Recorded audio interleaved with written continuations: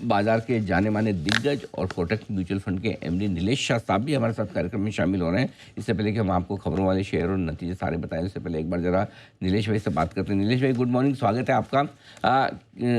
कैसे देख रहे हैं आप ये जो सिचुएशन अब डेवलप होती दिख रही है? पिछली 2 बार स्ट्राइक एक सिंगल डे की हुई, उसके बाद मामला खत्म हो गया, लेकिन इस बार ऐसा लग रहा है कि मामला बढ़ने के आसार हैं। कैसे देख रहे हैं आप, बताएं सर। अनिल भाई, इस प्रकार के जियोपॉलिटिकल सिचुएशन में कैसी घटनाएं घटेगी ये कहना मुश्किल है। अब तक जो घटनाएं घटी हैं उसमें भारत ने नॉन एस्केलेटरी जवाब दिया है। हमने तो टेररिस्ट के ठिकानों पे अटैक किया, हमने सिविलियन या मिलिट्री चीजों के ऊपर अटैक नहीं किया। अब पाकिस्तान अगर एस्केलेशन करना चाहेगा तो ऑब्वियसली भारत उसका करारा जवाब देगा। अब उम्मीद यही करता है कि पाकिस्तान में अक्ल आ जाए और वो लोग इसे एस्केलेट नहीं करेंगे। अब एस्केलेशन होगा नहीं होगा इसके लिए मिलिट्री एक्सपर्ट्स बेहतर है, लेकिन मार्केट के लिहाज से अनिल भाई एक चीज कह सकते हैं कि अगर एस्केलेशन नहीं होता है, लिमिटेड कॉन्फ्लिक्ट होता है, तो मार्केट में बड़े करेक्शन की गुंजाइश नहीं है। अगर एस्केलेशन होता है, बात बढ़ जाती है, लंबा वॉर होता है, तो डेफिनेटली मार्केट में थोड़ा बहुत करेक्शन आ सकता है।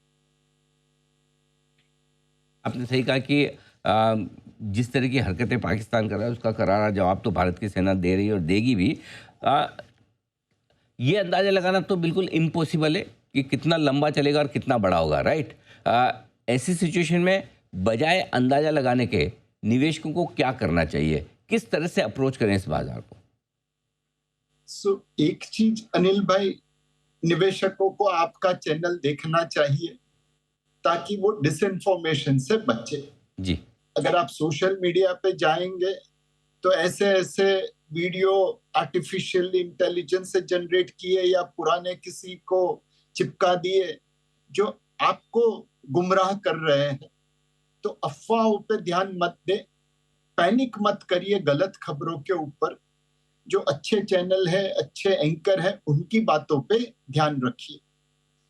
सेकंड चीज, यह अंदाजा लगाना मुश्किल है कि आगे क्या होगा, तो आप अपने काबू में जो है असेट एलोकेशन उसके ऊपर ध्यान दीजिए। आज जियोपॉलिटिकल टेंशन को एक बगैर बाजू पे रखते हैं तो फोर्थ क्वार्टर मार्च 25 के नतीजे अच्छे आए हैं। अब तक कुल मिला के 109 कंपनी ने जो नतीजे दिए उसमें प्रॉफिट ग्रोथ 6% बढ़ी है, जबकि उम्मीद थी कि ये 2% कम होगी। रियल एस्टेट, एनबीएफसी और पीएसयू बैंक में डिसअपॉइंटमेंट है, बट उन्हें बहुत अच्छे तरीके से कॉम्पनसेट कर दिया metal, oil and gas, IT और प्राइवेट बैंक के नतीजों ने। एफपीआई, हमने आपकी चैनल पे अनिल भाई कहा था कि सुबह का भूला शाम को घर लौट आएगा, अब वो लौट आने लगे हैं दोपहर को ही। उन्होंने खरीदारी चालू कर दी है और नया कोई सप्लाई आईपीओ का, क्यूआईपी का, ओएफएस का आता दिखता नहीं है। तो फ्लोज एंड फंडामेंटल्स दोनों मार्केट की सपोर्ट में है। कुछ इवेंट्स जैसे इंडो यूके एफटीए हुआ, वह भी मार्केट के सपोर्ट के लिए निकला। अगर Indo UA EU and Indo US FTA भी इसी तरह निगोशिएट होते हैं तो वो सोने पे सुहागा होगा। तो बेरिंग ये geopolitical risk, India Pakistan conflict, यही मार्केट को रोक के रखा है। अदरवाइज मार्केट के लिए आगे जाने के लिए बहुत सारे रीजंस है। ऑब्वियसली हम इसे इग्नोर नहीं कर सकते, बट हमारे हाथ में ये अंदाजा लगाना नामुमकिन है। तो बेहतर है कि हम अपने पोर्टफोलियो पे ध्यान दें और हर करेक्शन में थोड़ी थोड़ी खरीदारी करते रहें। नीलेश भाई, 21,800 22,000 के बॉटम से बाजार जिस तरह से भागा 24,500 तक आया भी, कई लोगों को लगा भी कि हमारी तो गाड़ी छूट गई। उस समय इतना डर था, ले नहीं पाए। अब एक्चुअली जो आप बोल रहे हैं कितनी सही आपने ट्रिगर्स बताएं कि सारे के सारे फैक्टर्स पॉजिटिव होते दिख रहे हैं, सिर्फ एक डर युद्ध का और लड़ाई का बचा हुआ है। क्या ये समझा जाए कि जो लोग मिस कर चुके थे, भले चाहे अनचाहे, किसी को पसंद नहीं है, लेकिन ये एक मौका आया है, जब भी जहाँ भी ठीक लगे कि थोड़ी सिचुएशन ठीक होने के संकेत हैं, वहाँ पर खरीदारी करने का, निवेश करने का ये आखिरी और बढ़िया मौका होगा? नहीं अनिल भाई, मार्केट ने ये समझाया है नेवर से नेवर। आज जो चीजें अच्छी चल रही है, कर उल्टी भी हो सकती है। तो मैं तो निवेदक निवेशकों से यही कहूंगा कि जहां जहां हमने फ्यूचर प्रिडिक्ट करने की कोशिश की है, बड़ी मात खाई है।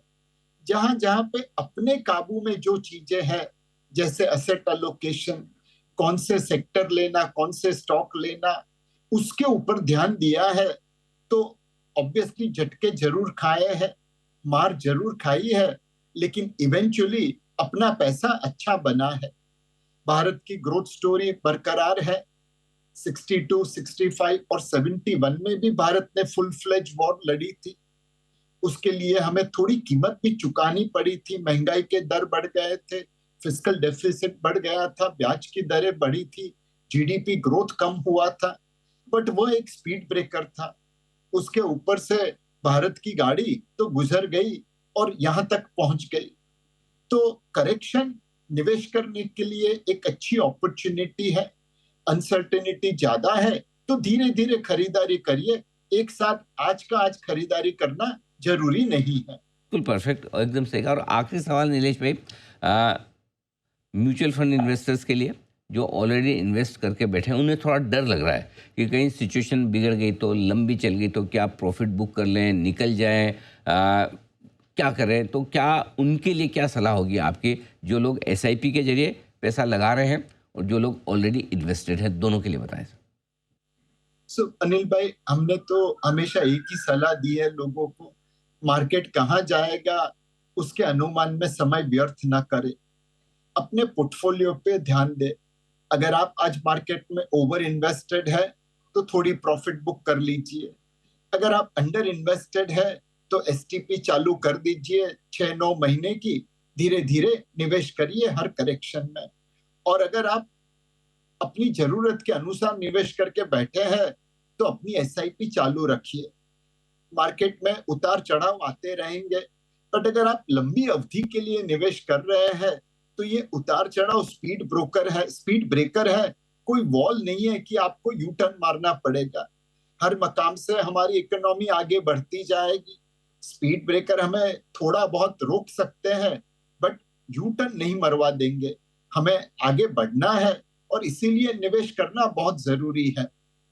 फाइनली अनिल भाई, आपसे एक इजाजत चाहूंगा एज ए सिटीजन, एक गुजराती कविता कहने की, जी जी। अगर आपकी परमिशन हो अरे तो। सर प्लीज़, आप बाद में अगर नहीं समझ पाए तो मैं आपसे उसका मतलब भी समझूंगा, बताएं सर।